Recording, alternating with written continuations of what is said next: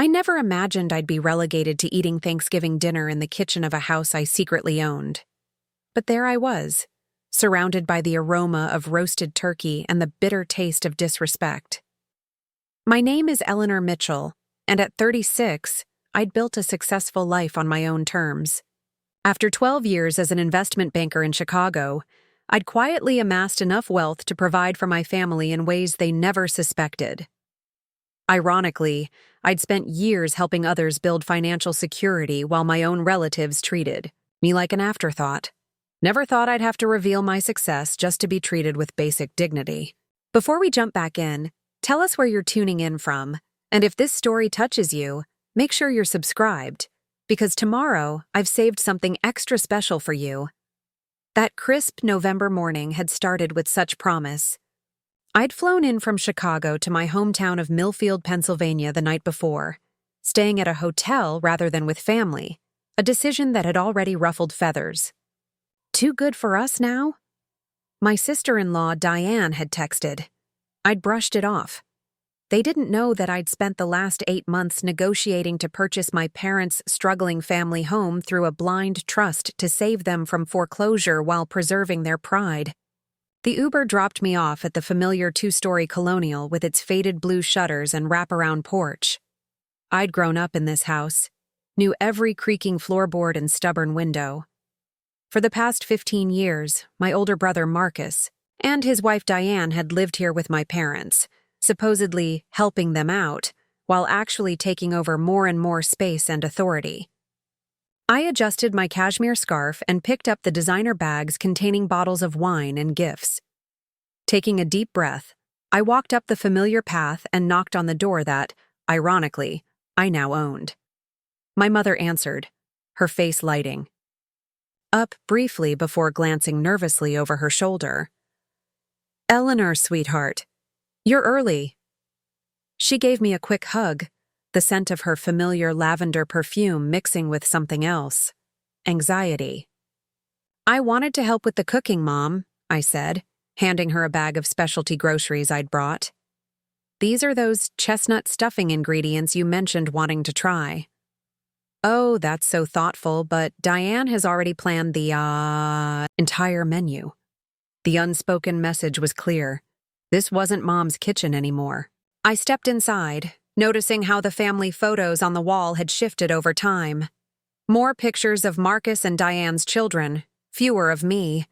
My academic achievements, the full scholarship to Northwestern, my MBA from Chicago Booth, relegated to a small corner table, while my brother's modest local college diploma hung prominently in the living room. "Is that Eleanor?" My father's voice boomed from his recliner, the same one he'd had for 20 years. I walked over and leaned down to hug him, noticing how much thinner he seemed since I'd last visited 6 months ago. "Hey, Dad," I said, squeezing his shoulder gently. "How are you feeling?"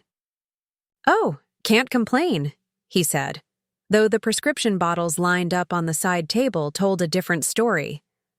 Heart medication, blood pressure pills, the silent witnesses to his declining health that had prompted my financial intervention in the first place.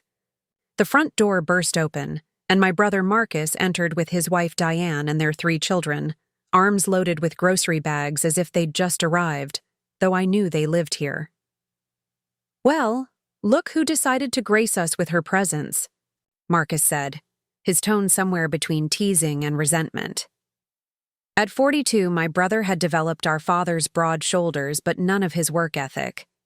He'd bounced between sales jobs, never quite finding his footing, always blaming the economy or bad management rather than his own choices. "Happy Thanksgiving," I replied, choosing to ignore the barb. "Need help with those bags?" "We've got it under control," Diane answered quickly. She'd never liked me, viewing my career success as some sort of implied criticism of her choice to be a stay-at-home mom. "The kids and I have a system." Her dismissal was nothing new. Since marrying Marcus 15 years ago, Diane had established herself as the matriarch in waiting, gradually taking over holiday planning, rearranging furniture, and redecorating rooms. My parents, conflict-averse to a fault, had surrendered their authority inch by inch. The children, Tyler, 14, Emma, 12, and Liam, 8, offered distracted hellos before disappearing upstairs with their devices. I remembered when they used to run to hug me, excited to see what gifts their fancy aunt had brought from the big city. Now they regarded me as some kind of alien visitor. "Eleanor, be a dear and help me in the kitchen," my mother said, clearly trying to diffuse the tension. I followed her, noticing how even the kitchen had transformed. Gone were Mom's cheerful yellow curtains, replaced by Diane's preferred modern blinds. The homey ceramic canisters that had held flour and sugar throughout my childhood had been swapped for sleek stainless steel containers. "Your brother and Diane have been under a lot of stress," Mom whispered as she handed me potatoes to peel. "The mortgage payment went up again, and with your father's medical bills." She didn't know I knew exactly how dire their financial situation had been. 3 missed mortgage payments, $47,000 in medical debt, and a home equity line of credit. Nearly maxed out. I'd seen all the paperwork when I arranged to buy the house through my attorney. "I could help, Mom," I said quietly. "I'm doing well at work." "Oh, we couldn't possibly," she replied automatically. "Marcus would never accept it. His pride, you know." Preparing and narrating this story took us a lot of time, so if you are enjoying it, subscribe to our channel. It means a lot to us. Now, back to the story. Yes, I knew all about my brother's pride. It was the reason I'd structured the house purchase through a blind trust, allowing my parents to rent their own home at a fraction of their previous mortgage payment while maintaining the fiction that they'd worked out a deal with the bank. The kitchen door swung open, and Diane entered, immediately taking command. "Janet, the oven temperature is wrong," she said to my mother without preamble. "I specifically said 325 degrees for the slow roast." My mother, Janet Mitchell, who had taught home economics for 30 years before retiring, nodded meekly and adjusted the oven. I bit my tongue. "Eleanor, we need those potatoes for the casserole, not for mashing," Diane continued, glancing disapprovingly at my work. "And please wash your hands again. Who knows what germs you brought from the city?" I'd been subjected to Diane's passive-aggressive comments for years, usually letting them slide for the sake of family peace. Today felt different, though. Perhaps it was knowing that I legally owned the house they were treating as their fiefdom, or perhaps it was simply years of accumulated disrespect reaching a breaking point. "I washed my hands when I came in," I said evenly, "and Mom asked for mashed potatoes." "Well, the menu changed," Diane replied with a tight smile. "We're having scalloped potatoes because they're Tyler's favorite." My mother gave me a pleading look, and I acquiesced, rinsing the half-peeled potatoes and starting again. Peacekeeper, that was my role, always had been. As the afternoon progressed, more relatives arrived. Aunt Helen and Uncle George, cousins, with their spouses and children, my father's golf buddies and their wives. The house filled with noise and laughter. I circulated, catching up on family news, deflecting the usual questions about why I was still single. "Married to your career, huh?" And when I was going to settle down and have kids before it's too late. No one asked about my recent promotion to senior vice president, or the financial literacy program for underprivileged teens I'd helped establish in Chicago. Those accomplishments didn't register in the family mythology, where marriage and children remain the only valid markers of adult success. At 4:30, Diane rang a small bell she'd placed on the coffee table. "Dinner is served," she announced with the air of a stage manager calling actors to places. Everyone moved toward the expanded dining room table, beautifully set with Diane's wedding china and crystal glasses. I noticed with a pang that my grandmother's antique tablecloth, the one she'd hand-embroidered and left specifically to me in her will, was being used. I'd stored it in the hall closet for safekeeping during college, and apparently it had been repurposed without my knowledge. I was about to take a seat when Diane touched my arm. Eleanor, we're a bit tight on space at the main table. Would you mind terribly eating in the kitchen? We've set up a nice spot for you." Her voice was sugary, but her eyes were cold. I glanced around. 14 places had been set at the expanded dining table, plus a small card table for the younger children. There was clearly room for one more. This wasn't about space. "I can just squeeze in at the corner," I offered, gesturing to a spot where an extra chair could easily fit. "That would throw off the whole seating arrangement," Diane insisted. "I've put couples together, you see." The implication was clear. As a single person, I didn't fit into her perfect family tableau. I looked to my mother, who was suddenly very busy adjusting a flower arrangement, and to my father, who had developed an intense interest in the ceiling. "Eleanor can sit with us at the kids' table," my 8-year-old nephew Liam suggested brightly. "No, sweetie," Diane said quickly. "Aunt Eleanor would be more comfortable in the kitchen where she can have more space." Marcus appeared behind his wife. "Just do it, Ellie," he muttered. "Don't make a scene." I felt a flush of heat rise from my neck to my cheeks. In that moment, I saw with perfect clarity what I had tried to ignore for years. I was an afterthought. To them, a holiday obligation rather than a beloved family member. Despite my financial success, my education, my accomplishments, I was still the little sister who could be dismissed and relegated to the margins. For a moment, I considered simply leaving. I could walk out, return to my hotel, and catch the first flight back to Chicago in the morning. That would have been easier. But as I looked around at the house that legally belonged to me, at the home I had saved without taking any credit, something shifted inside me. "Actually," I said, my voice steadier than I expected, "I think I'll join everyone at the main table." Diane's smile tightened. "I've already explained that there isn't room."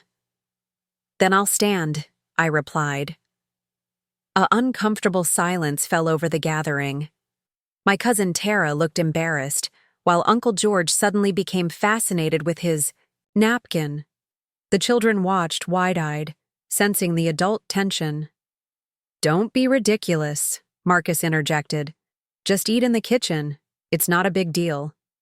But it was a big deal. It was about respect, about being valued, about the pattern of dismissal that had characterized my relationship with my brother and his wife for years. "Why is Aunt Eleanor eating in the kitchen?" Emma asked, her 12-year-old sense of fairness evidently triggered. "Because sometimes adults have to be flexible," Diane answered tightly. "Like how Mom and Dad were flexible when you and Dad moved in here after you lost your job," I asked Marcus, the words escaping before I could censor them. The room went completely silent. My mother's hand flew to her throat, a gesture she reserved for moments of extreme distress. "That was different," Marcus growled. "We were helping them out." "Were you?" I challenged, years of pent-up frustration finally finding voice. "Or were you the ones being helped?" "That's enough," my father interjected, his voice carrying the authority it had held when we were children. "Eleanor, please don't ruin Thanksgiving." The familiar guilt tactic nearly worked. I had always been the peacekeeper, the one who smoothed things over, who backed down to keep the family harmony intact. But something had changed. Perhaps it was the culmination of years of subtle exclusion, or perhaps it was the irony of being made to feel unwelcome in a house I now owned. "I'm not trying to ruin anything, Dad," I said gently. "I just want to be treated with the same respect as everyone else." "You always have to make everything about you," Marcus accused. "Coming in here with your fancy clothes and big city attitude, looking down on our lives." "I have never looked down on your life," I countered. "But you and Diane have been treating me like an unwelcome guest for years. This isn't just about a seat at the table." "Then what is it about?" Diane demanded. "Please enlighten us all since you're so much smarter than the rest of us." I took a deep breath. This wasn't how I had planned for this to happen. I had intended to wait until after the holidays, to sit down privately with my parents and explain the arrangement I had made to save their home. But the moment had its own momentum now. It's about acknowledgement, I said. About recognizing that I'm part of this family too, even if I took a different path. Different path, Marcus scoffed. Running off to Chicago while the rest of us stayed to take care of Mom and Dad. Taking care of them? I repeated incredulously. Is that what you call moving into their house, taking over every decision, and treating them like guests in their own home? A home that, by the way, was 3 months away from foreclosure before I stepped in? The words hung in the air. My mother's face went pale, while my father's reddened. They had believed their financial troubles were a secret they'd managed to keep from their children. "What are you talking about?" Marcus demanded. "What foreclosure?" I hadn't wanted it to come out this way, in anger and resentment rather than as the gift it was intended to be. But there was no turning back now. Mom and Dad were about to lose the house, I explained, my voice softening. The medical bills, the increased mortgage payments, it was too much. They were 3 months behind, and the bank had already initiated foreclosure proceedings. "That's not possible," Diane interjected. "They worked out a deal with the bank. They told us—" "There was no deal with the bank," I continued. "There was a deal with me. I bought the house through a blind trust. I'm your landlord, not the bank." The silence that followed was absolute. Even the children seemed to grasp the significance of what I'd revealed. "You what?" Marcus finally managed, his face a mask of confusion and dawning anger. "I purchased the house 8 months ago," I explained. "Mom and Dad now pay rent to a company I created, at a rate they can afford. The medical debts have been settled. The threat of foreclosure is gone." "Why wouldn't you tell us?" my father asked, his voice uncharacteristically small. "Why keep it a secret?"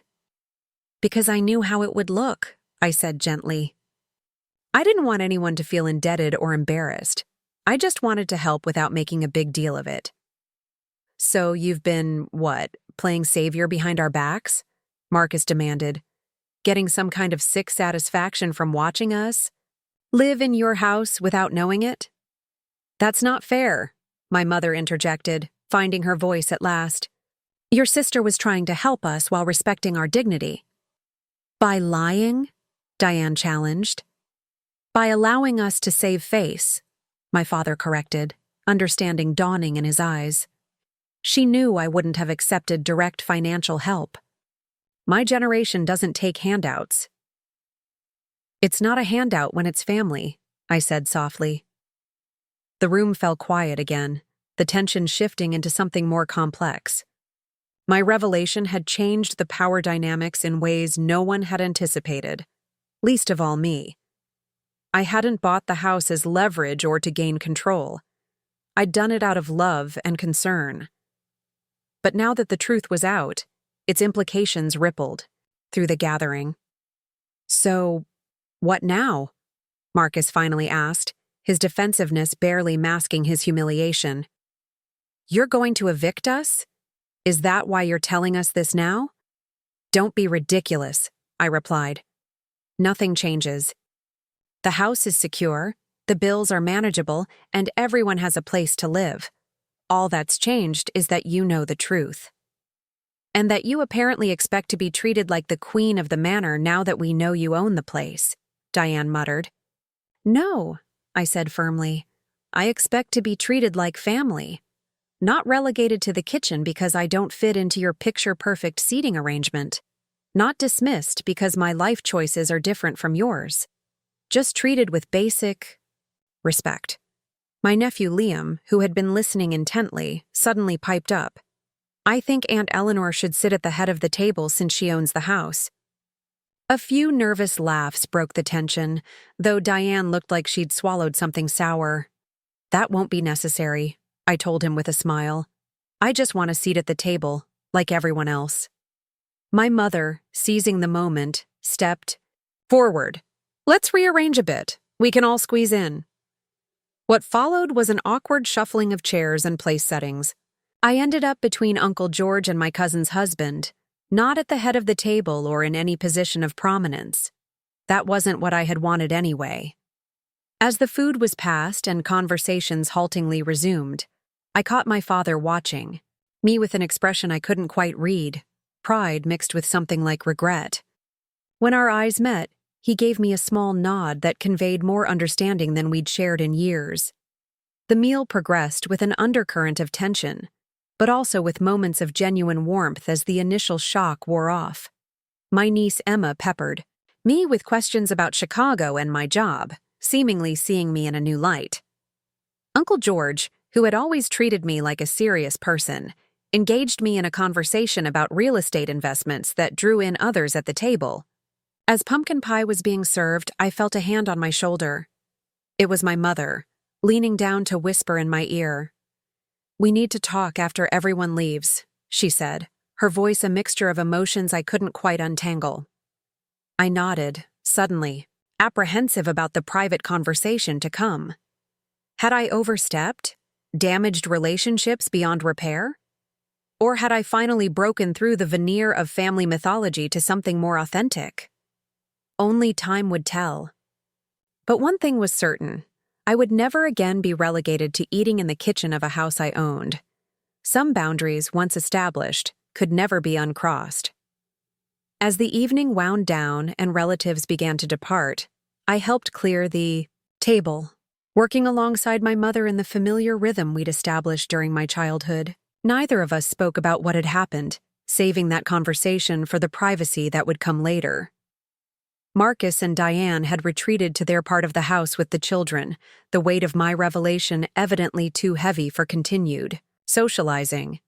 Their absence created space for others to approach me, including Aunt Helen, who squeezed my hand and whispered, "Good for you," before leaving. I wasn't sure if she meant good for me for helping my parents, or good for me for standing up for myself.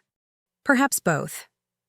As I dried the last of the crystal glasses, Diane's precious wedding crystal that she'd made clear I wasn't to be trusted with in the past, I realized that this Thanksgiving had marked a turning point. The family dynamics that had been calcified for years had been shattered, for better or worse. I placed the glass carefully in the cabinet and turned to face whatever conversation awaited me with my parents. Whatever happened next, I would no longer be invisible in my own family. And that, I realized, was something to be truly thankful for. As my parents settled into the living room, I braced myself for the conversation to come.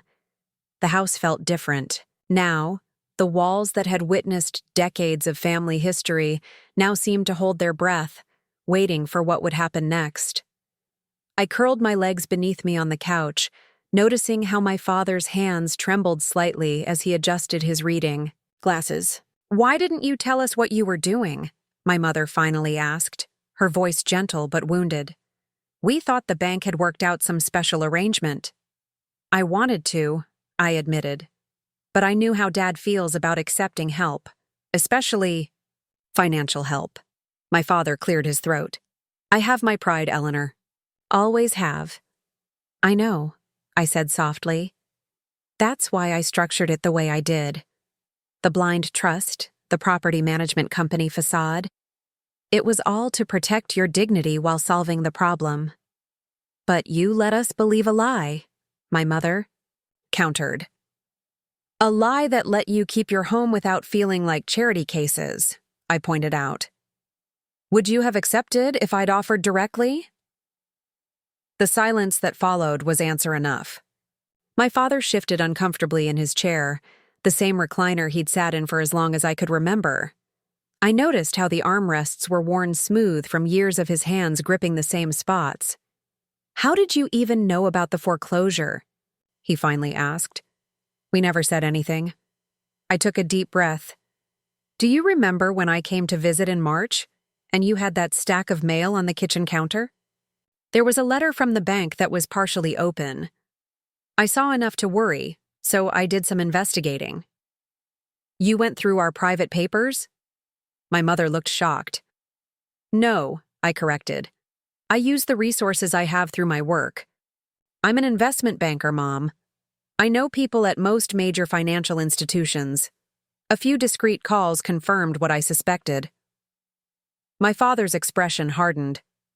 So, you talked to strangers about our financial problems before talking to us? I felt a flicker of frustration. Even now, they were focusing on how I'd helped rather than the fact that I had. I spoke confidentially with financial professionals to understand the situation before approaching you with a solution, I clarified. Would you have preferred I waited until the sheriff came to evict you? My mother winced at the harshness of my words, but I couldn't soften this reality. They had been weeks away from losing everything. We would have figured something out, my father insisted, though his voice lacked conviction. Like what, Dad? Another loan you couldn't afford? Selling the house at a loss? Moving in with Marcus and Diane somewhere else, where they could treat you even more like guests than they already do here? The words hung in the air between us. Too blunt, perhaps, but true, nonetheless. Eleanor, my mother said quietly, we appreciate what you did, truly. But you have to understand how this makes us feel, like we failed somehow. You didn't fail, I said, softening my tone. The system failed you. Dad worked for the same company for 40 years, and they cut his pension. Mom taught generations of students, and her retirement barely covers groceries. You did everything right by the rules you were given, but those rules changed. That's not failure. That's being caught in circumstances beyond your control. My father's eyes glistened with unshed tears, a sight so rare it made my chest tighten. In all my childhood, I'd seen him cry only twice, when his mother died and when I left for college. I should have been able to provide, he said, his voice rough with emotion. To leave something for you kids, not the other way around. You did provide, Dad, I insisted. You gave me values, education, support. The reason I'm successful enough to help now is because of the foundation you built. My mother reached over to take his hand. She's right, Richard. We did our best with what we had. And now look at her, he said, pride breaking through the shame. Senior Vice President at 36. I smiled, grateful for this acknowledgement of my professional achievements that had been conspicuously absent at dinner. Which brings me to something else I've been meaning to discuss, I said, seizing the moment. I've been considering buying a second property as an investment. I was thinking maybe a place here in Millfield, so I could visit more often. My mother's eyes lit up. You'd come back more? Oh, Eleanor, that would be wonderful. I've missed being part of your daily lives, I admitted. Video calls aren't the same, and with Dad's health concerns. I let the sentence hang, not wanting to emphasize his vulnerability. I'm not on death's door yet, he grumbled, but without heat. Of course not, I agreed. But I've realized that time is precious. Success doesn't mean much if you can't share it with the people you love. A comfortable silence settled between us, the first since my revelation at dinner. I could almost see the recalibration happening in my parents' minds, their perception of me shifting from the daughter who had abandoned family responsibilities to a successful woman who wanted to reconnect. What about Marcus and Diane? My mother finally asked, returning us to the more immediate concern. They're very upset. I imagine they are, I acknowledged. Finding out your younger sister owns the house you've been living in can't be easy for Marcus's ego. He's always been sensitive about measuring up, my father said, surprising me with this insight. Even as kids, he felt he had to compete. With you. Your grades, your ambition. It came so naturally to you. This was news to me. In my childhood memories, Marcus had been the golden child, the athletic son my father cheered for, the one who stayed close to home while I ventured far away. I always thought he was the favorite, I confessed.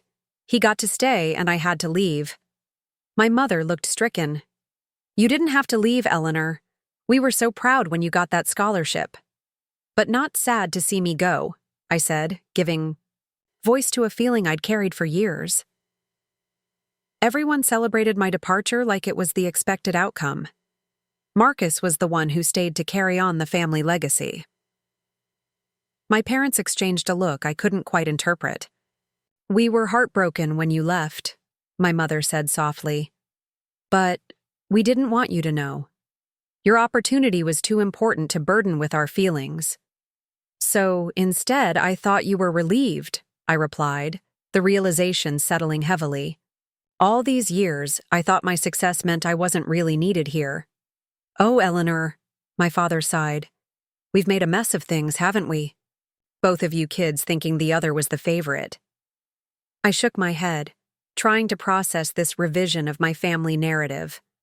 So, all this time, Marcus has resented me because he thought I was the golden child, while I resented him for the same reason?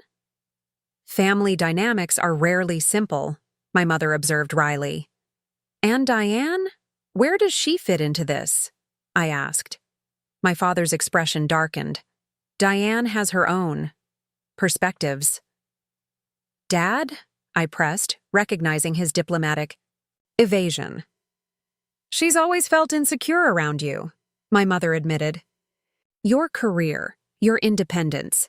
It's everything she gave up when she married young and had children right away. But that was her choice, I pointed out. I've never judged her for it. Sometimes people judge themselves harshly enough that they assume others must be doing the same, my father said with unexpected wisdom. I considered this, thinking about how Diane had gradually taken control of the house, redecorating rooms, establishing new traditions, positioning herself as the family authority. Perhaps it wasn't just about power, but about creating value in the only domain she felt she could claim. I never meant to make her feel lesser, I said. Or Marcus, for that matter. We know that, dear, my mother assured me. But perception becomes reality over time. The grandfather clock in the hall, another family heirloom, chimed 10 times, marking the hour and reminding us how long we'd been talking. What happens now? My father asked, bringing us back to the practical concern. With the house, I mean. Nothing changes, I reiterated. You keep living here, paying the reduced rent we arranged. The only difference is that you know where the money is actually going. And Marcus and Diane? My mother pressed. They live here too. I hesitated. This was the complicated part I hadn't fully resolved in my own mind. While I had no intention of evicting my brother and his family, the current dynamic, with them, gradually taking over the house and sidelining our parents, couldn't continue. They can stay, I said carefully, but there need to be some changes. This is still Mom and Dad's home first and foremost. They need to be treated with respect, not as inconvenient house guests. My father nodded slowly. That seems fair. And the deed? My mother asked. Will you transfer it back to us eventually? I'd considered this question many times over the past months. The financial reality was stark. My parents simply couldn't afford the house anymore. Even with their combined retirement income and the reduced rent they paid me, they were barely breaking even on monthly expenses. I've established a trust, I explained. If anything happens to me, the house goes to you free and clear, with funds set aside for taxes and maintenance. As long as I'm alive, I'll continue the current arrangement. You've thought of everything, my father said, his tone somewhere between admiration and resignation. That's my job, I reminded him gently. Planning for contingencies, managing risk. My mother stood suddenly. It's getting late. We should get some rest. Tomorrow will be challenging. She wasn't wrong. The post-Thanksgiving family breakfast was a tradition as sacred as the dinner itself. With Marcus and Diane now aware of the house situation, it promised to be tense at best. explosive at worst. I should go back to my hotel, I said, rising from the couch. Nonsense, my mother countered. Your room is ready. It always is. This surprised me. But I thought Marcus and Diane were using my old room as a home office. My parents exchanged another of those indecipherable looks. They wanted to, my father admitted. But we insisted that your room stay your room. It was one of the few stands we took. Something warm unfurled in my chest at this revelation, this small but significant sign that I had not been erased from the family home after all. Thank you, I said simply. As I climbed the familiar stairs to my childhood bedroom, I felt a strange mixture of emotions. Vindication at having finally spoken my truth, anxiety about the confrontation still to come, and a tender ache for the years of misunderstandings that had shaped our family dynamics. My old room was indeed largely unchanged. The bookshelves still lined with my academic awards and dog-eared classics. The bulletin board still displaying faded photos from high school and college. Someone, my mother, I suspected, had kept it dusted and maintained, as if anticipating my return even when it seemed unlikely. I changed into pajamas and slipped between the freshly laundered sheets, feeling the weight of the day settle over me. Just as I was drifting off, my phone buzzed with a text message. It was from my nephew, Tyler. Is it true you own our house now? I stared at the screen, unsure how to respond to a 14-year-old about such a complex situation. Finally, I typed, I helped your grandparents keep the house when they were having financial difficulties. We can talk about it tomorrow if you want. His response came quickly. Cool. Mom and Dad are freaking out. I could imagine. Try to get some sleep, I texted back. Everything will be okay. I hoped that wasn't a lie. Morning arrived with pale winter sunlight filtering through my childhood curtains. For a moment, I could almost believe I was 16 again, with college applications spread across my desk and dreams of escape filling my head. But the muffled voices drifting up from downstairs, tense, argumentative, quickly anchored me in the present reality. I dressed carefully in casual but elegant clothes, dark jeans, a cashmere sweater, minimal jewelry, armor of a sort, though not the power suits I wore in Chicago. Taking a deep breath, I headed downstairs to face whatever awaited me. The kitchen was a battlefield of silent hostilities. My mother stood at the stove flipping pancakes, her territory reclaimed, at least temporarily. Diane sat rigidly at the table, scrolling through her phone with focused intensity. The children huddled at the counter, unusually quiet, clearly sensing the adult tension. Good morning, I offered to the room at large. My mother turned with a too bright smile. Eleanor, did you sleep well? Pancakes will be ready in a minute. Morning, the children mumbled in ragged unison. Diane didn't look up from her phone. I poured myself coffee and leaned against the counter, trying to project a calm I didn't entirely feel. Where's Dad? And Marcus? Your father's getting dressed, my mother replied. Marcus went for a run. Translation: Marcus was avoiding me. Fine. That gave me time to address the other half of the problem. Diane, I said directly, I think we should talk. She finally looked up, her expression carefully neutral. About what?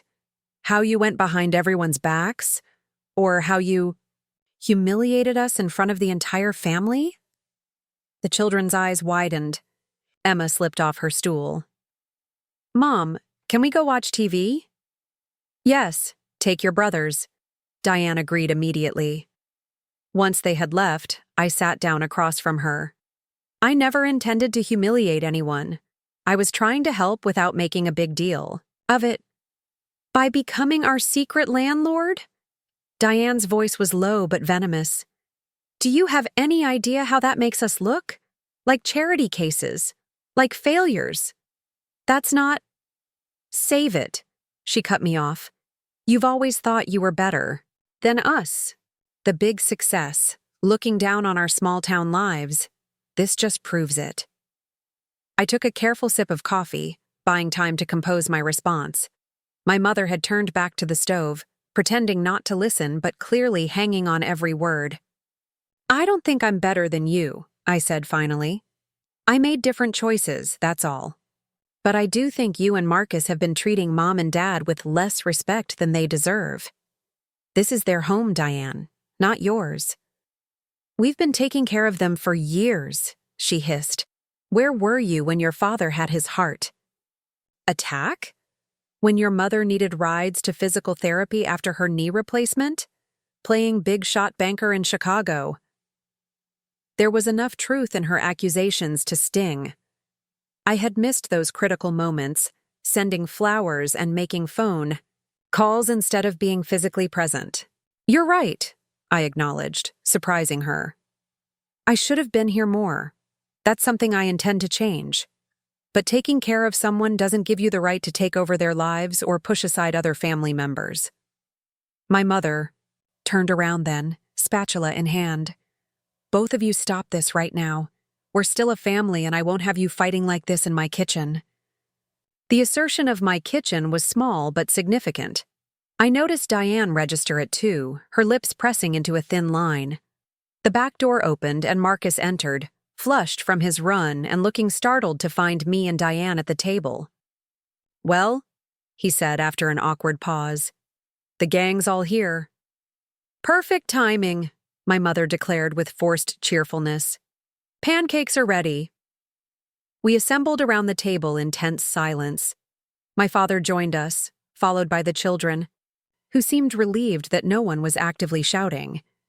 The meal progressed with stilted conversation about safe topics, the weather, the children's school activities, an upcoming community festival.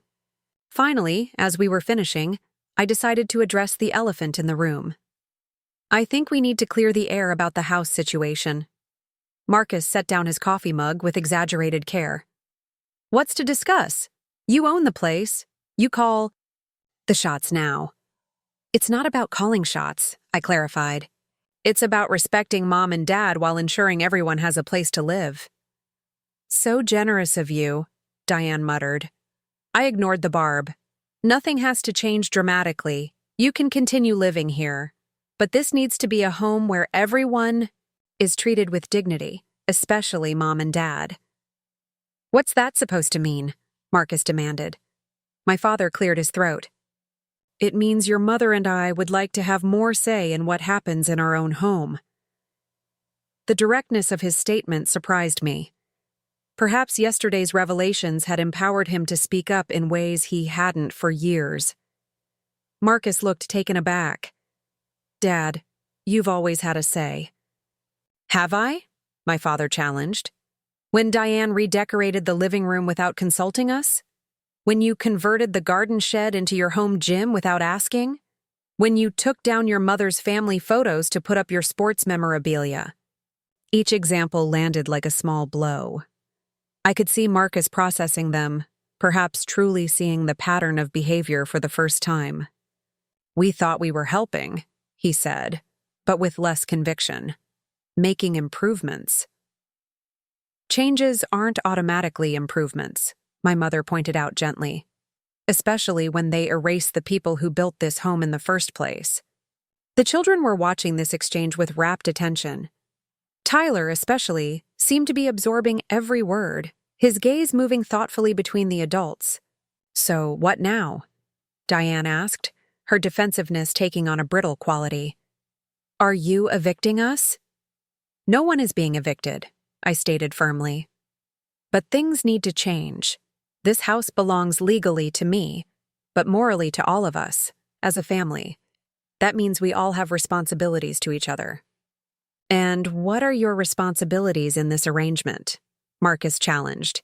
"You swoop in, buy the house, then go back to your life in Chicago while dictating how we should live?" It was a fair question, one I had anticipated. "I'm committed to being more present," I said. "In fact, I've decided to open a regional office of my firm here in Millfield. I'll be splitting my time between Chicago and here." This announcement landed like a bombshell. My mother gasped in delight, while my father's eyebrows shot up in surprise. "You're moving back?" he asked. "Part-time," I clarified. "I'll need to maintain my primary residence in Chicago for work, but I'll be here at least 10 days each month." "Since when?" Marcus demanded. "You've never shown any interest in coming back before." "Since Dad's health scare," I admitted. "It made me realize how quickly things can change, how precious time is. I don't want to miss any more of it." My mother wiped away a tear. "That's wonderful news, Eleanor." Even Diane seemed momentarily disarmed by this development, though she quickly recovered her composure. "Where will you stay when you're here? There's no room in the house anymore." The territorial nature of the question wasn't lost on anyone. "Actually," I said carefully, "I was thinking of converting the garage apartment. It's been unused since Grandpa died, and it would give me my own space without disrupting the main house." The garage apartment, originally built for my father's father when he became widowed, had stood empty for nearly a decade. It needed renovation, but offered the perfect solution: close enough to be present, separate enough to maintain boundaries. "That could work," my father said, considering. "It needs updating, but the structure is sound." "I'd cover all the renovation costs, of course," I added. Marcus looked skeptical. "And in exchange, what? We all have to answer to you now?" I shook my head. "No. In exchange, we create a family covenant. A set of agreements about how we live together, how decisions are made, how we treat each other. Mom and Dad have final say on matters related to the main house, but everyone's voice is heard." "A covenant," my father repeated, testing the word. "Like a family constitution." "Exactly," I confirmed. "We put in writing what we expect from each other. How bills are shared, how spaces are used, how conflicts are resolved." "That sounds very corporate," Diane observed. "It's actually very family," I countered. "It's about making explicit the values and expectations that should have been understood all along: respect, consideration, collaboration." My nephew Tyler, who had been listening intently, suddenly spoke up. "I think it's a good idea, like clear rules so nobody feels confused or left out." The unexpected support from my 14-year-old nephew shifted something in the room. Tyler's comment, simple, direct, yet profound, cut through the adult complexity with teenage clarity. "Out of the mouths of babes," my father murmured, hint of amusement breaking through his concern. Marcus looked at his son with surprise, perhaps seeing him as an independent thinker for the first time. "You think it's a good idea, Ty?" Tyler shrugged, suddenly self-conscious with all eyes on him. "Yeah, I mean, everyone's always getting mad about stuff, but nobody ever says what the rules actually are. It's like in video games. You need to know the parameters, or you can't play effectively." I bit back a smile at his gaming analogy. "That's exactly it. Parameters that everyone agrees to, not just rules imposed from above." "I still don't like it," Diane said, but her objection sounded more reflexive than convinced. "You don't have to like it," my mother said with unexpected firmness. "But this is how we're going to move forward as a family." The assertion of authority from my typically accommodating mother seemed to stun Diane into silence. Marcus, too, appeared taken aback by this new dynamic. "So what does this covenant include?" my father asked, practical as always. "I've drafted some initial points," I admitted, pulling a folder from my bag. "But it needs input from everyone to be legitimate." I slid the document onto the table. 5 pages, professionally formatted but with plenty of space for edits and additions. I'd worked on it during the flight from Chicago, uncertain if I'd ever actually present it, but feeling compelled to try. "You came prepared," Marcus observed, a mix of irritation and reluctant respect in his voice. "I'm always prepared," I replied simply. "It's how I've survived in my field." My father picked up the document, scanning the first page with a thoughtful expression. Family Covenant, he read aloud. The Mitchell family commits to maintaining a household based on mutual respect, shared responsibility, and the nurturing of each member's well-being and potential. Sounds reasonable so far, my mother commented, peering over his shoulder. It gets more specific, I explained. There are sections on financial contributions, decision-making processes, privacy considerations, and conflict resolution. Very corporate, Diane repeated, but with less venom. Actually, it's more like a cooperative agreement, I corrected. Everyone contributes according to their means. Everyone has a voice proportionate to their stake. And who decides what that stake is? Marcus challenged. We do, collectively, I said. Mom and Dad have the greatest stake because it's their home historically. I have a stake as the legal owner. You and Diane have a stake as long-term residents raising children here. Even the kids have a stake in how family life unfolds. Emma, who had been quiet until now, perked up. We get a say too? Within reason, I confirmed. On matters that directly affect you, yes. My father continued reading sections aloud, pausing occasionally to consider a point or ask a clarifying question. I watched the others' reactions carefully. My mother seemed cautiously optimistic, Marcus skeptical but engaged, Diane still resistant but listening. What about the financial arrangements? Marcus finally asked. Who pays what? That's outlined on page 3, I directed. A graduated contribution system based on income and means. No one contributes more than they can afford, but everyone contributes something, even if it's just in the form of labor or services. So I'd still pay rent, he pressed. You'd contribute to household expenses, I clarified, at a rate significantly below market value, just as Mom and Dad do. And if we don't agree to this, covenant? Diane asked, the implied threat, hanging in the air. I met her gaze steadily. Then we'd need to have a different conversation about your long-term living arrangements. The message was clear without being explicitly stated. Agree to mutual respect or find another place to live. My father set down the document. I think this is worth pursuing. It addresses issues we've been avoiding for too long. I agree, my mother said, squeezing his hand. It's time we all started communicating honestly. Marcus rubbed his jaw, a gesture he'd had since childhood when thinking hard. We need time to review it properly.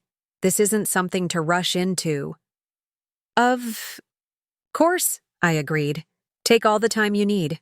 I'm here until Sunday, and I'll be back in 3 weeks to start the garage apartment renovations. So soon? My mother asked, surprised. I meant what I said about being more present, I assured her. I've already spoken with my firm about establishing the regional office. They're supportive, especially since we have several clients in this part of the state. My nephew Liam, who had been uncharacteristically quiet, suddenly piped up. Does this mean you'll be here for my birthday next month, Aunt Eleanor? The simple question, so childlike in its hope, caught me off guard. I'd missed his last 3 birthdays, sending extravagant gifts as poor substitutes for my presence. Yes, Liam, I promised. I'll be here for your birthday. His face lit up with pure joy, and I felt an unexpected tightness in my chest. How many moments like this had I missed in the pursuit of career success? The milestones, the ordinary days, the gradual evolution of these children from babies to people with distinct personalities and perspectives? Well, Diane said, rising from the table, we should get the kids ready. They have activities this afternoon. Before you go, I said, I have something for each of them. I retrieved 3 small gift bags from my luggage, presents I'd originally planned to give at dinner before the kitchen banishment derailed my intentions. For Tyler, a sophisticated drone with a high-definition camera. For Emma, who loved art, a professional-grade drawing tablet. And for Liam, a Lego robotics kit that I knew had been on his wish list for months. As they opened their gifts with exclamations of delight, I noticed Marcus watching me with an unreadable expression. "Thank you, Aunt Eleanor," Liam exclaimed, throwing his arms around my waist in an impulsive hug. "These are very generous," Diane commented, her tone suggesting the gifts were excessively so. "I can afford to be generous," I replied evenly. "And I've missed too many opportunities to show them how important they are to me." After the children had gone upstairs to get ready, and my parents had tactfully retreated to the living room, I found myself alone with Marcus and Diane. The tension that had momentarily eased returned, filling the kitchen like a physical presence. "Is this how it's going to be now?" Marcus asked quietly. "You buying their affection with expensive gifts?" The accusation stung. "That's not what I'm doing." "Isn't it?" Diane pressed. "The fancy house rescue, the big career move back home, the lavish presents, it all feels like you're trying to prove something." Perhaps there was a grain of truth in her assessment. Wasn't I, in some way, trying to prove my value to a family that had made me feel peripheral for years? "I'm trying to rebuild connections I've neglected," I said carefully. "If that seems like showing off to you, I'm sorry. It's not my intention." Marcus leaned against the counter, studying me with the intensity he'd had even as a child trying to figure out a complicated puzzle. "What changed, Ellie?" he asked, using my childhood nickname for the first time in years. "You've never cared about being part of this family before. Chicago was always more important." "That's not true," I protested. "I cared. I just showed it differently." "By staying away?" he challenged. "By succeeding," I countered. "I thought that's what everyone wanted for me. To make something of myself, to make the family proud." "We were already proud," he said, surprising me. "You didn't have to become some big shot to earn that." The simplicity of his statement cracked something open inside me, a long-held assumption that my worth was measured by achievements rather than simply by being. "I didn't know that," I admitted. "I always felt I had to prove myself." "And I always felt I could never measure up to you," he replied, the honesty between us almost startling after years of surface interactions. Diane watched this exchange with wary eyes, as if unsure whether to trust this moment of vulnerability between siblings. "So where does that leave us?" I asked. Marcus glanced at the family covenant still lying on the table. "It leaves us with a lot to figure out. But maybe that's not a bad thing." It wasn't forgiveness or complete acceptance, but it was an opening, a willingness to try that I hadn't expected so soon. "I should check on the kids," Diane said, her way of removing herself from a conversation that had become more intimate than she was comfortable with. After she left, Marcus and I stood in awkward silence for a moment. "She'll come around," he finally said. "Eventually. Diane doesn't adapt quickly to change." "I've noticed," I replied dryly. A ghost of a smile crossed his face. "Yeah, well, she's protective of what we've built here." "And what have you built, Marcus?" I asked gently. "Are you happy with how things are?"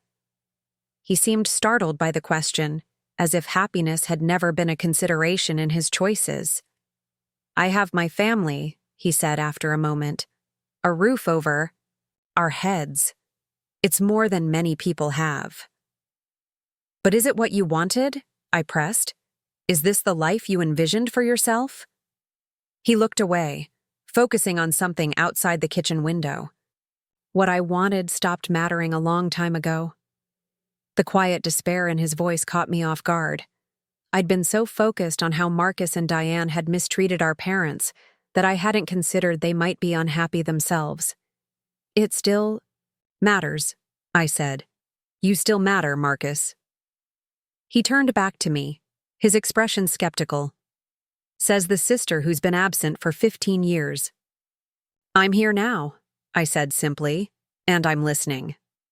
Something shifted in his stance, a barely perceptible relaxation. We should probably help Mom and Dad clear out the garage apartment. It's become a storage dump since Grandpa died. The change of subject was abrupt but telling. He wasn't ready for deeper conversation yet, but he was offering a collaborative task instead. Progress, of a sort.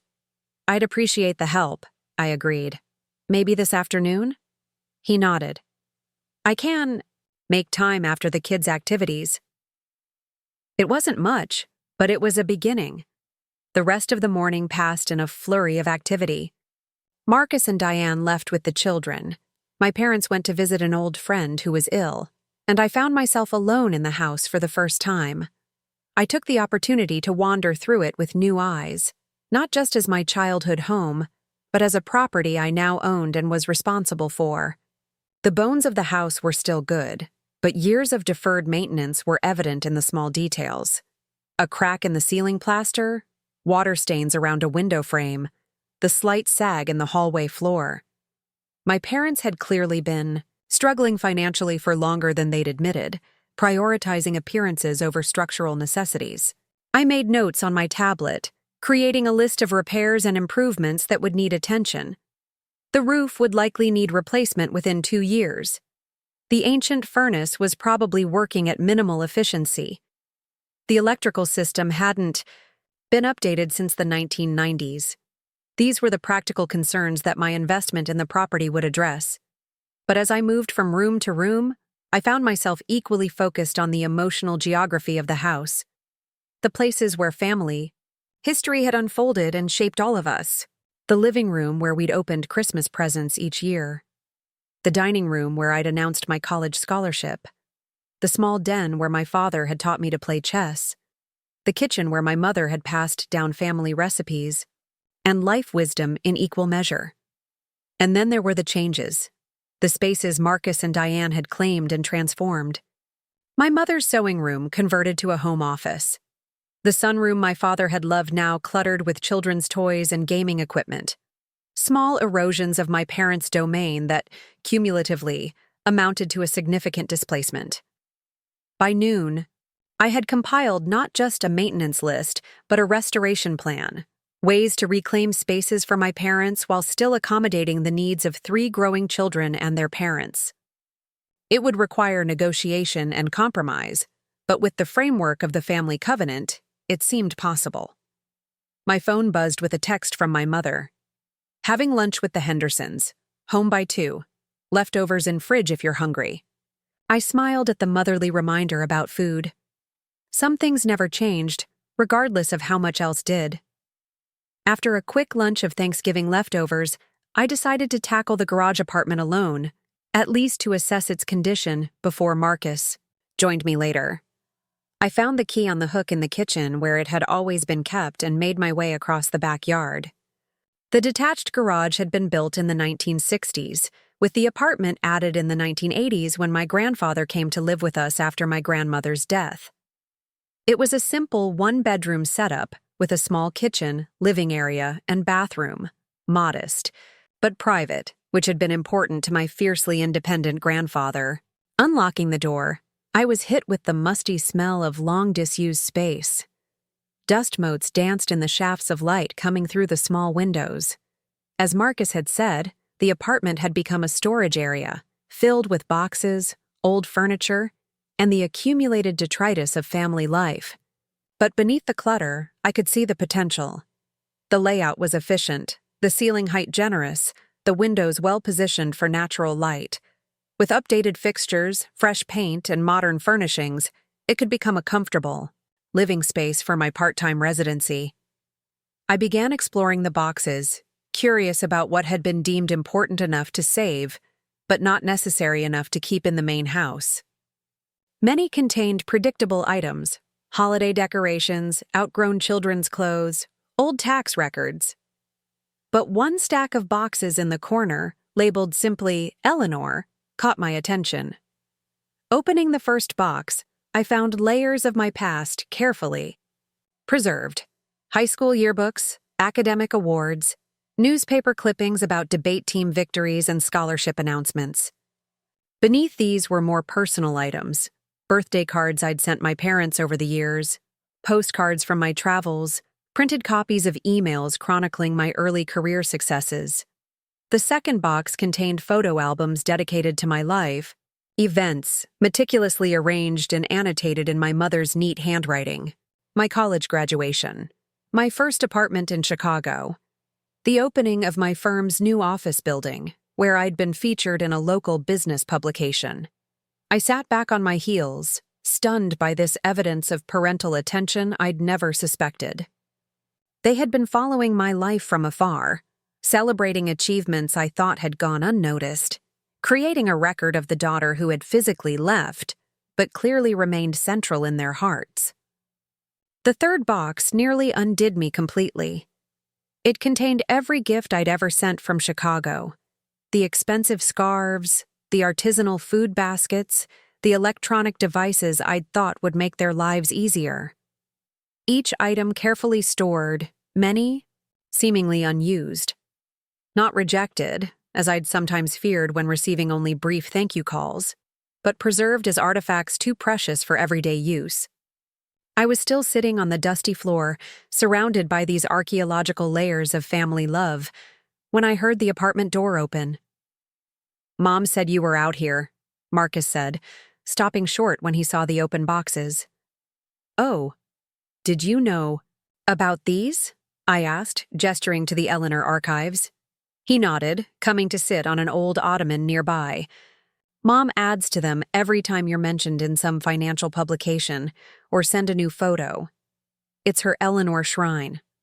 Why didn't I know about this?" He shrugged. "Maybe she thought you wouldn't care. Or maybe she was embarrassed by how much she missed you." I traced my finger over a photo of myself at 22, standing proudly in front of the Chicago skyline, young and confident and completely unaware of how much my absence was felt. "I thought they were relieved when I left," I admitted. "One less mouth to feed, one less tuition to worry about." Marcus picked up one of the preserved gifts, an expensive leather portfolio I'd sent our father 3 Christmases ago. "They've never been relieved about anything concerning you, Ellie. Proud, yes. Worried, often. But never relieved." The revelation settled over me like a warm blanket. All these years, I'd interpreted their stoicism as indifference, their respect for my independence as emotional distance. How much heartache might have been avoided with more honest communication? "Why didn't you tell me?" I asked my brother. "Wasn't my place," he replied simply. "Besides, we weren't exactly having heart-to-hearts every time you breezed through town for 36 hours. The criticism was fair. My visits had been brief and carefully scheduled, more obligation than connection. "I'm sorry," I said. "For a lot of things." He nodded, accepting the apology without embellishment. "Help me move some of these boxes, and we're even." We spent the next 2 hours sorting through the apartment's contents, deciding what to keep, what to donate, what to discard. It was methodical work, but surprisingly companionable. Marcus told stories about our grandfather's final years in the apartment, his stubborn independence, his secret candy stash, his habit of watching old westerns at maximum volume. "He was so proud of you," Marcus mentioned casually as we stacked empty boxes.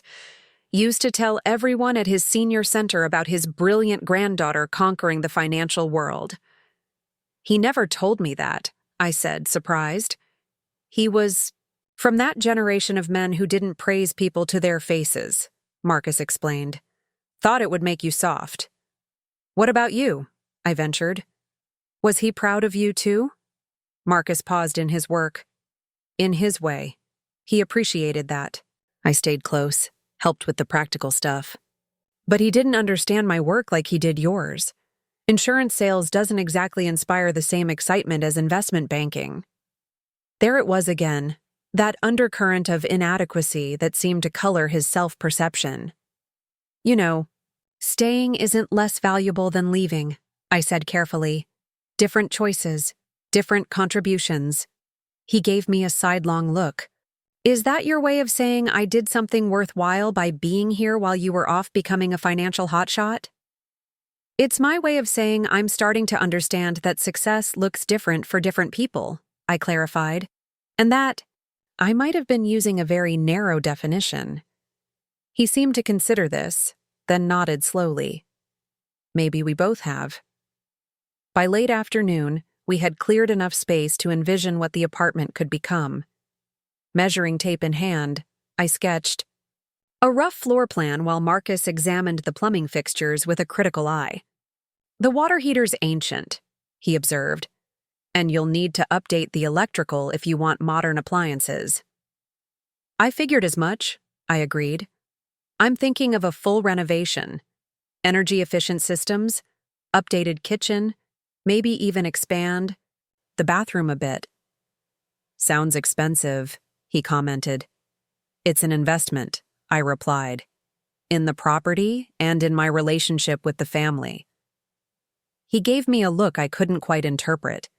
You know you don't have to buy your way back into our lives, right? The comment struck uncomfortably close to Diane's earlier accusation. Is that how it seems? Marcus sighed, leaning against the wall. Sometimes, the house purchase, the expensive gifts, now this renovation, it's like you're trying to prove something. Maybe I am, I admitted, but not what you think. I'm not trying to show off my success. I'm trying to translate it into something meaningful. What's the point of financial security if you can't use it to help the people you care about? There are other ways to show you care, he pointed out. Ways that don't involve checkbooks. Like showing up, I acknowledged. Being present. I get it. That's why I'm establishing the regional office, why I'm renovating this place. I'm committing to being here, Marcus, not just sending money from afar. He studied me for a long moment, as if trying to gauge my sincerity. I hope so, Ellie.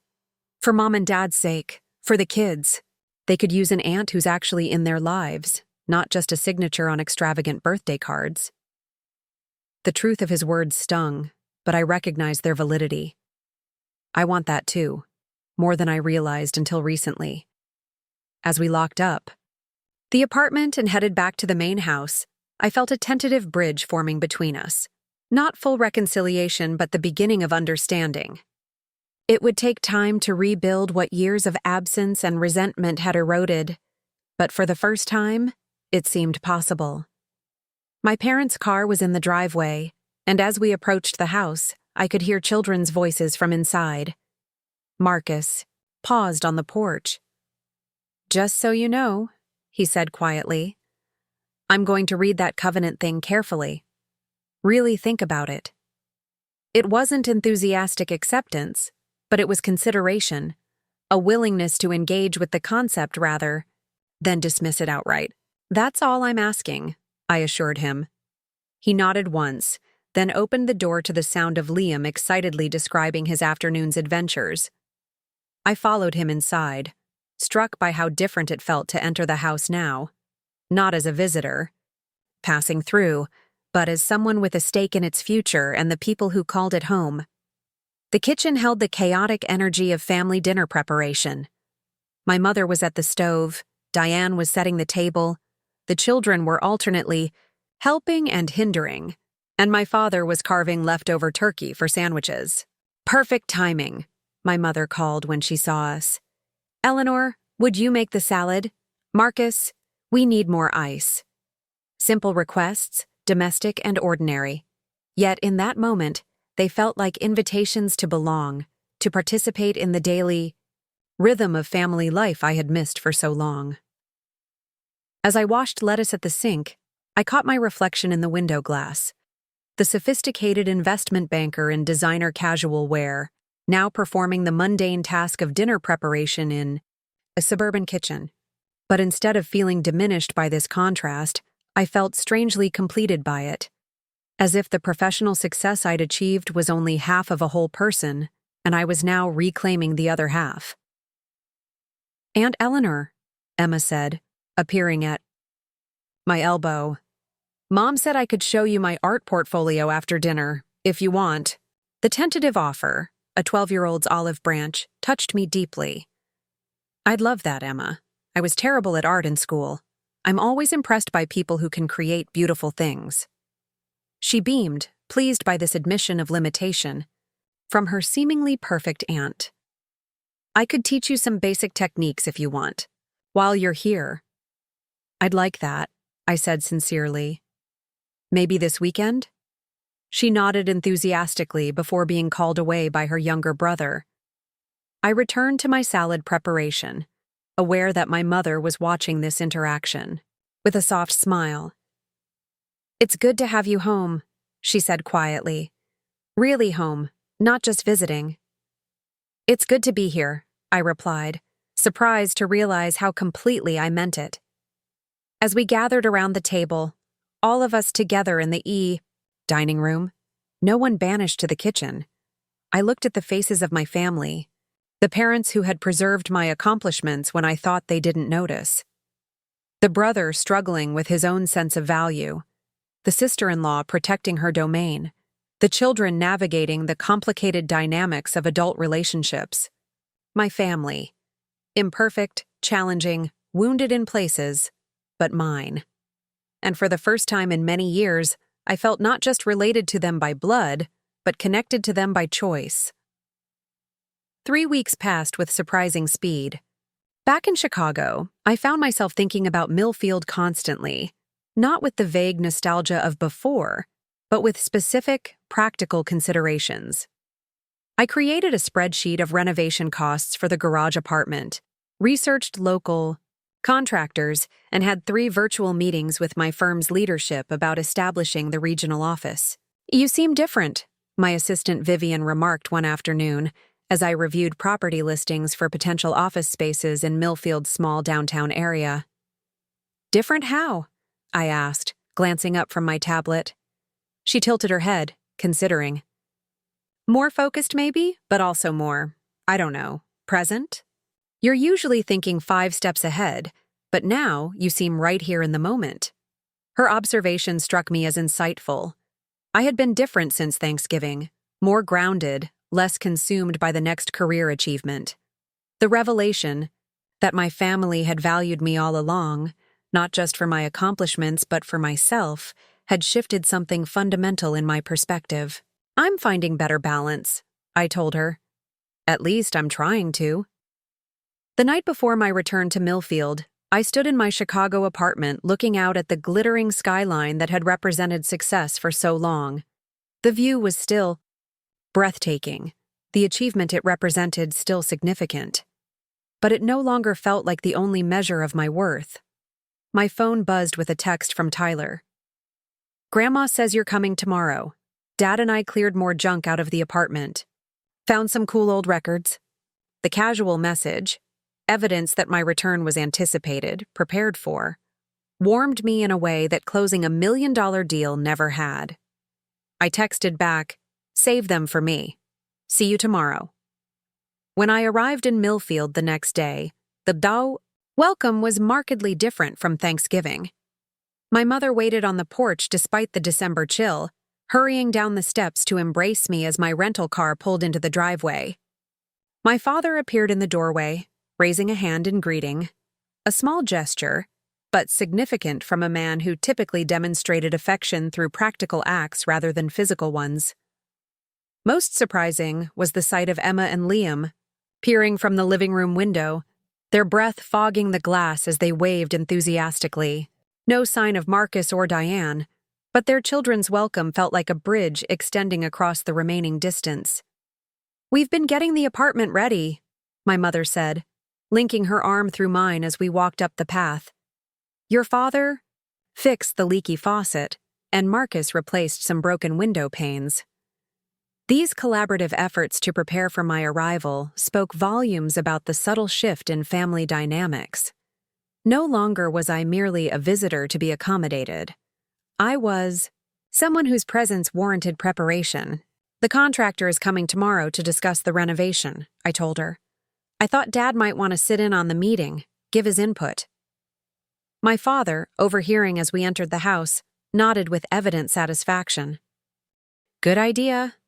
I know a thing or two about this old place. Inside, the house smelled of cinnamon and pine. Christmas preparations underway despite being 2 weeks from the holiday. A partially decorated tree stood in the living room corner, and boxes of ornaments waited on the coffee table. "We waited to finish the tree until you got here," Liam announced importantly. "Mom said we should wait, since you're staying through Christmas this year." This thoughtful inclusion, saving a family ritual for my participation, was Diane's doing. A small olive branch, perhaps, but significant nonetheless. "Where is your mom?" I asked, setting down my bags. "Shopping with Tyler," Emma replied. "Dad's at work. They'll be back for dinner." My mother, ever practical, urged me to settle in while she finished preparing lunch. "We've put fresh sheets on your bed upstairs, but you can start moving things to the apartment whenever you're ready." "Actually," I said, "I thought I'd stay in my old room until the renovation is complete. The apartment will be a construction zone for a few weeks." She beamed at this, clearly pleased to have me under the main roof a while longer. "Perfect. Now, come tell me about your plans while I finish making these sandwiches." The afternoon passed in comfortable domesticity. I helped the children finish decorating the Christmas tree, listening to their school stories and friend dramas with genuine interest. Emma showed me her art portfolio, surprisingly sophisticated drawings that revealed real talent. Liam demonstrated his latest Lego creation, a complex structure he'd designed himself. Later, my father and I walked out to examine the garage apartment, together, discussing structural considerations with the easy rapport of colleagues rather than the strained politeness that had characterized our interactions in recent years. "The electrical will need a complete overhaul," he noted, pointing to the outdated fuse box. "And there's some water damage in the bathroom we'll need to address." "What do you think about opening up this wall?" I asked, indicating the division between the small kitchen and living area. "Create a more modern, open concept?" He considered it thoughtfully. "Could work. The wall's not load-bearing. Would make the place feel bigger without actually changing." The footprint. We continued this way for nearly an hour, my father sharing his practical knowledge of the property while I outlined my vision for its transformation. It struck me that this was perhaps the longest, most substantive conversation we'd had in decades. Not about family obligations or health concerns, but about a shared project, a collaborative vision. "You know," he said as we were heading back to the main house, "I always wondered where you got your head for business. Not from me, that's for sure." "I don't know about that," I replied. "You ran your own construction company for 20 years. That takes business sense." He shrugged, modestly. "Small operation, nothing like what you do." "Different scale, same principles," I said. "Understanding value, managing resources, planning for contingencies. You taught me more than you realize, Dad." He looked startled by this connection I'd drawn between his work and mine, then pleased. It was as if I'd restored something to him, a recognition of his influence on my success that he hadn't allowed himself to claim. By evening, the house had filled with the family's complete presence. Marcus returned from work, Diane and Tyler from shopping. Dinner was a communal affair, with everyone contributing to its preparation in a way that seemed more balanced than during my Thanksgiving visit. Diane still clearly saw the kitchen as her domain, but she assigned tasks rather than excluding. Participants, progress of a sort. After the meal, as the adults lingered over coffee and the children disappeared to their various activities, Marcus slid a folder across the table to me. "Our thoughts on the covenant," he said simply. I opened it to find my original document with extensive annotations in Marcus's neat handwriting and Diane's more flowing script. Not rejections of the concept, but thoughtful revisions, clarifications, and additions. Evidence that they had engaged seriously with the idea rather than dismissing it. "We have some concerns about the financial contribution structure," Marcus explained. "And we've added a section about respecting personal space and privacy." These are good points, I acknowledged, scanning their notes. I especially like the addition about family decision-making meetings. That's much more specific than what I had. Diane, who had been quiet through most of dinner, finally spoke directly to me. We're not trying to be difficult, Eleanor. We just need to ensure everyone's needs are considered. Of course, I agreed. That's the whole point of this exercise, to create a framework that works for everyone. So you're willing to compromise? She pressed. Absolutely, I assured her. This isn't about imposing my will. It's about finding sustainable solutions for all of us. Something in her posture relaxed slightly at this confirmation. Perhaps she had feared that my financial leverage would translate into dictatorial control, that her role in the family would be diminished or erased by my increased presence. We should probably include the kids in some of these discussions, Marcus suggested. At least Tyler and Emma. They're old enough to understand and contribute. This willingness to include the younger generation in family governance reflected a shift in Marcus's thinking, a recognition that respect and voice should extend to all family members, not just those with financial or positional authority. That's an excellent idea, I agreed. Maybe we could have a family meeting this weekend to discuss the next draft? And so it was arranged, a formal family meeting to discuss our collective future. Not something imposed from above, but a collaborative process of building something new together. The following days fell into a rhythm unlike any I'd experienced in my adult life. Mornings were dedicated to work, video conferences with my Chicago team, calls with clients reviewing investment portfolios. But instead of the hermetically sealed environment of my downtown office, I worked from my childhood bedroom or the sun-filled kitchen, with the sounds and interruptions of family life flowing around me. Liam would wander in with a question about his science homework. My mother would offer coffee refills and updates on neighborhood gossip. Even Diane would occasionally stop by my temporary workspace, initially with transparent excuses, but gradually with more genuine inquiries or observations. Afternoons were split between overseeing the apartment renovation, which began in earnest after my meeting with the contractor, and reconnecting with the community I'd left behind. I toured potential office spaces with a local real estate agent who had been 2 years behind me in high school. I had coffee with my former calculus teacher, now retiring after 35 years of service. I even attended a Chamber of Commerce meeting, exploring how my firm's regional office might participate in local economic development. These activities weren't just professional networking, they were a reclamation of place, a reweaving of myself, into the community fabric I had severed when I left for college with no intention of returning. You remember Mrs. Abernathy from the library? My mother asked one evening as we prepared dinner together. She asked about you today, said she always knew you'd do something remarkable. Mrs. Abernathy, I mused, smiling at the memory of the stern librarian who had nevertheless allowed me to check out books from the adult section when I was only 12. Is she still terrifying the children who return books late?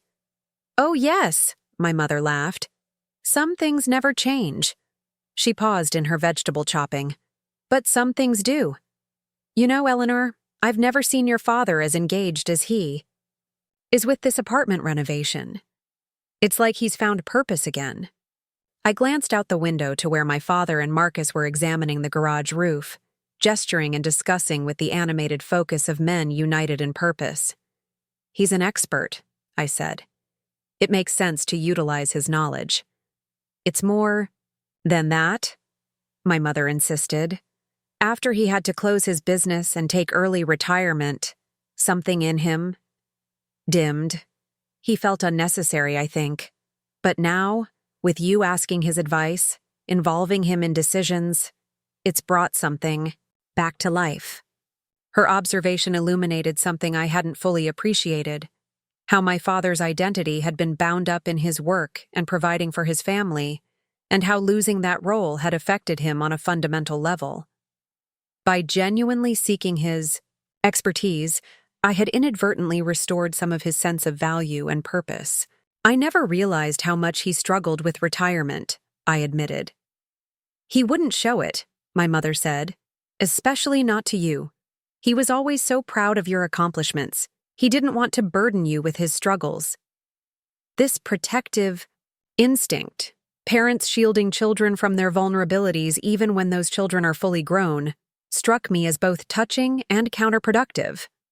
How much closer might we have been if we'd shared our true challenges rather than presenting carefully edited versions of ourselves? I hope he knows he can talk to me about anything, I said. That I'm not just interested in the highlight reel of his life.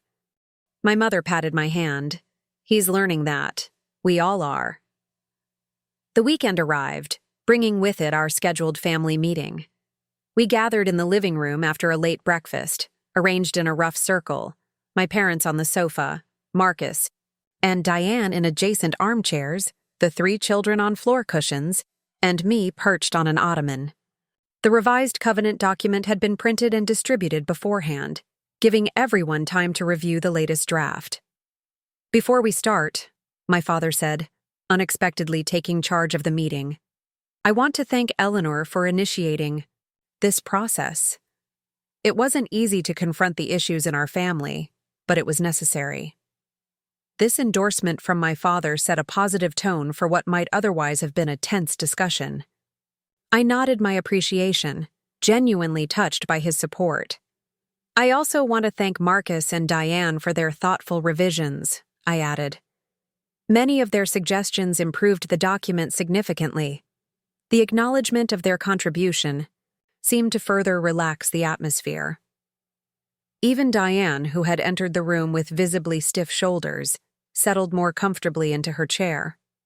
We proceeded methodically through the document, section by section. Some points generated spirited discussion, particularly around financial contributions and decision-making authority, but the conversation remained respectful, focused on problem-solving rather than position-defending. The most surprising contributions came from the children. Tyler, at 14, offered remarkably insightful comments about fairness and communication. Emma suggested a rotation system for certain household responsibilities. Even 8-year-old Liam, while not fully grasping the legal aspects, made a compelling case for including being kind as a family requirement. Out of the mouths of babes, my mother murmured, echoing her words from our post-Thanksgiving discussion. After nearly 2 hours of productive dialogue, we had reached consensus on most points and identified the few remaining issues that needed further consideration. My father, who had been taking notes throughout, looked up with satisfaction. I think we've made excellent progress, he declared. Eleanor, would you be willing to update the document with today's input for a final review next week? Of course, I agreed. And I'd like to suggest that once we have the final version, we all sign it, not as a legal contract, but as a symbol of our commitment to these principles. Like the Constitution, Liam exclaimed with 8-year-old enthusiasm. Exactly. Like that? I smiled. A founding document for our family's new chapter. As the meeting disbanded and everyone dispersed to their weekend activities, I found myself alone with Diane, who had lingered behind as the others left. This is actually going to work, isn't it? She said, her tone suggesting surprise at this realization.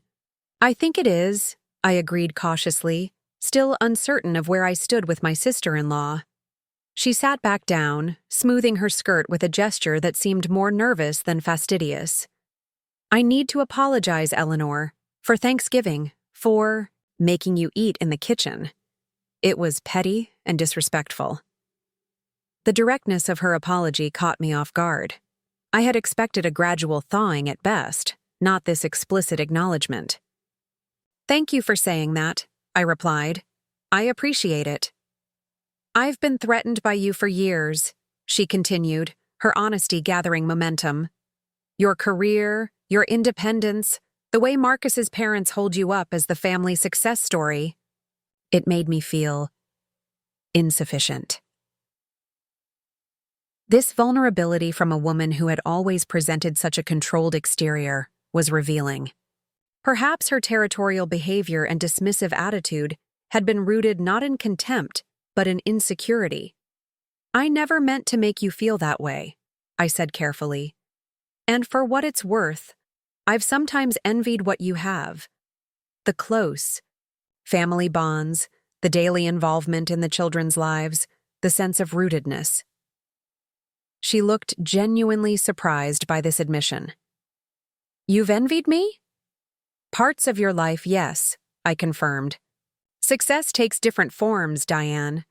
Mine is visible in a corner office and financial statements, but yours is evident in 3 remarkable children and a family that functions despite its challenges." Something shifted in her expression, a softening, a reconsideration. I never thought of it that way. "Maybe that's been our problem," I suggested. "We've been measuring ourselves and each other by narrow definitions of success, missing the fuller picture." She nodded slowly, absorbing this perspective. "The covenant helps with that, actually. The way it values different contributions, financial, practical, emotional. It's more holistic than I expected." "That's the intent," I said. "To recognize that we all bring different strengths to the family, all valuable in their own way." "I'm still getting used to the idea of you being here regularly," she admitted, "having a say in things. But I'm trying to see it as an addition rather than a threat." "That's all I ask," I assured her. "And I promise to respect the family, life you and Marcus have built. I'm not here to take over or impose my way of doing things." She stood, signaling the end of this unexpected moment of connection. "The kids are excited about having you here for Christmas, especially Emma. She's never had an aunt who gets her artistic side." This casual revelation, that my niece felt a special connection to me, filled me with unexpected joy. I'd like to encourage her talent. Maybe look into some advanced art classes if she's interested. Diane nodded, no longer bristling at what might previously have seemed like interference. "She'd love that. Just coordinate with us?" "Of course," I agreed, recognizing the reasonable boundary she was establishing. As she left to join the others, I remained in the living room, reflecting on the significant shifts that had occurred in just a few weeks. The fractured family dynamics of Thanksgiving were gradually being replaced by something more balanced, more intentional, a system of mutual respect and collaborative problem-solving that honored each person's role and contribution. The garage apartment renovation became a metaphor for our family's transformation. Each day brought visible progress as outdated systems were replaced, damaged elements repaired, and the space reconfigured to better serve its new purpose. My father spent hours on site, sharing his expertise with the contractors and taking evident pride in his involvement. Marcus often joined after work, bringing practical solutions to unexpected challenges that emerged during construction. Even Diane contributed, offering design suggestions that skillfully balanced aesthetics with functionality. Her background in interior design, a passion she had set aside when the children were born, re-emerged as she created mood boards and sourced affordable but stylish fixtures. "I didn't know you had this talent," I remarked one evening as we reviewed her bathroom design concepts. "I studied design before I met Marcus," she explained. "Never finished my degree, but I've always loved it." "You have a real eye for this," I told her sincerely. "Have you ever thought about going back to school? Finishing that degree?" She laughed dismissively, but I caught a flicker of longing in her expression. With 3 kids and a household to manage, hardly practical. "Things are different now," I pointed out. "The family covenant includes provisions for supporting each person's growth and development. That includes you, Diane." She stared at me, clearly having never considered that the family's resources, financial and practical, might be deployed in service of her deferred dreams. "Something to think about," I added, leaving the seed planted but not pushing further. As Christmas approached, the house took on a festive energy unlike anything I remembered from my brief holiday visits in previous years. I found myself fully immersed in family traditions, both old and new, baking cookies with my mother using her time-honored recipes, helping my father hang exterior lights following his precise system, joining the children in crafting handmade ornaments under Diane's creative direction. Marcus, observing me one evening as I meticulously wrapped presents at the dining room table, remarked with surprised amusement, "You're really doing this whole family thing, aren't you? Not just the financial part, but the actual showing up part." "Trying to," I acknowledged. "It's different from what I'm used to, but good different." He nodded, understanding. "It's working, you know. This whole covenant experiment. Dad's more engaged than I've seen him in years. Mom's stopped walking on eggshells in her own home. Even Diane is sleeping better. And you?" I ventured. "How is it working for you?" He considered this, leaning against the doorframe. "It's clarifying. Knowing where the boundaries are, what's expected, what I can count on. Takes some of the guesswork out of family dynamics." "That was the hope," I said, carefully creasing a corner of shimmering paper. "You know what's funny?" he continued.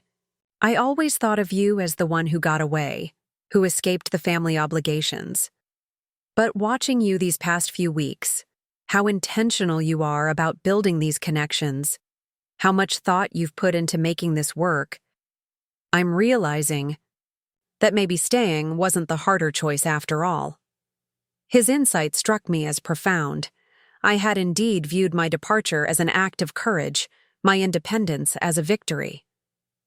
But perhaps remaining, navigating the daily complexities of family life, facing the challenges directly rather than from a safe distance, required its own kind of bravery.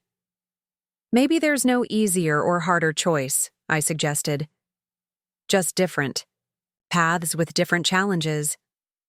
"Spoken like a true big sister," he smiled, the childhood designation warming me unexpectedly. Always finding the diplomatic middle ground. As he turned to leave, I called after him. "Marcus, I'm glad I came back. Not just for Mom and Dad, but for us. For what we're rebuilding." He nodded once, a simple acknowledgement that spoke volumes. "Me too, Ellie. Me too." On Christmas morning, gathered around the tree with presents spilling across the floor and holiday music playing softly in the background, I looked at the faces of my family, sleepy but joyful, connected in a way that transcended the material trappings of the holiday. My mother caught my eye and smiled, a look of quiet understanding passing between us. This, I realized, was the true value of what I'd preserved when I purchased the house. Not just the physical structure, but the container for these precious moments of family connection. The financial investment had been substantial, but the return was immeasurable. Belonging, continuity, the weaving together of individual lives into something stronger and more resilient than any could be alone. No corner office view, no prestigious title, no investment portfolio, however impressive, could yield dividends like these. The simple, profound richness of being truly home. Up next, you've got 2 more standout stories right on your screen. If this one hit the mark, you won't want to pass these up. Just click and check them out. And don't forget to subscribe and turn on the notification bell so you don't miss any upload from us.